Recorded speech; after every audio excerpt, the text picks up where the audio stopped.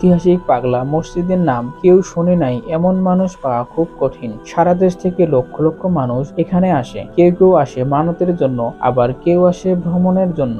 মানত কিংবা দান খয়রাত করলে মনোবাসনা পূর্ণ হয় এমন বিশ্বাস থেকে বিভিন্ন বয়সের নারী পুরুষ হিন্দু সকল বর্ণের মানুষ মানত নিয়ে আসে এখানে। প্রতি 3 থেকে 4 মাস পর পর খোলা হয় দান বাক্স। দান বাক্স থেকে পাওয়া টাকার পরিমাণ গড়ে 4 কোটি এবং আরো পাওয়া যায় স্বর্ণালংকার, বৈদেশিক মুদ্রা, গরু, ছাগল, হাঁস ও মুরগি। কিশোরগঞ্জ শহরের হারুয়া এলাকায় শহরের পশ্চিমে নরসুন্দা নদীর তীরে অবস্থিত প্রায় 250 বছরের পুরনো ঐতিহাসিক এই পাগলা মসজিদ। এর ইমারত খুবই সুন্দর এবং নির্মাণ শৈলীও বেশ চমৎকার। নির্মাণকালীন জমির পরিমাণ ছিল 10 শতাংশ, বর্তমানে বেড়ে দাঁড়ায় 3 একর 88 শতাংশে। 3 তলা বিশিষ্ট পাগলা মসজিদের ছাদে 3টি বড় গম্বুজ এবং 5 তলা ভবনের সমান একটি মিনার বহুদূর থেকে সহজেই দৃষ্টি কাড়ে। নারীদের নামাজ আদায়ের জন্য রয়েছে পৃথক ব্যবস্থা।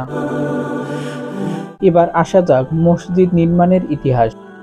জনশ্রুতি আছে কিশোরগঞ্জের ঐতিহাসিক হযরতনগর জমিদার বাড়ির ঈশা খানের বংশধর দেওয়ান জিলকদর খান ওরফে জিলকদর পাগলা সাহেব নামক একজন আধ্যাত্মিক ব্যক্তি নরসুন্দা নদীর তীরে বসে নামাজ পড়তেন। পরবর্তীতে স্থানটিতে মসজিদটি নির্মিত হয়। জিলকদর পাগলার নাম অনুসারে মসজিদটি পাগলা মসজিদ হিসেবে পরিচিতি পায়। অনেকে আবার বলেন পাগলা সাহেব খরস্রোতা নরসুন্দা নদীর মধ্যস্থলে মাদুর পেতে ভেসে এসে বর্তমান মসজিদের কাছে স্থিত হন এবং তাকে ঘিরে আশেপাশে অনেক ভক্তকুল সমবেত হন। তার ইবাদত বন্দেগীর জন্য দেওয়ান পরিবারের পক্ষ থেকে পাগলা সাহেবের নিজের পছন্দের স্থান নরসুন্দা নদীর মাঝখানে টিলার উপর একটি টিনের ঘর তৈরি করে দেওয়া হয়। ওই ঘরটি পরবর্তীতে পাগলা মসজিদ হিসেবে পরিচিতি লাভ করে। অপর জনশ্রুতি অনুসারে তৎকালীন কিশোরগঞ্জের হযরতনগর জমিদার পরিবারের এক নিঃসন্তান বেগমকে জনগণ পাগলা বিবি বলে ডাকত। দেওয়ানবাড়ির এ বেগম নরসুন্দর তীরে স্বপ্নাদিষ্ট হয়ে একটি মসজিদ নির্মাণ করলে পাগলা বিবির মসজিদ নামে পরিচিতি পায়। পরে বিবি শব্দটি কর্তন করে পাগলা মসজিদ নামকরণ করা হয়। কিভাবে ব্যয় করা হয় এসব টাকা?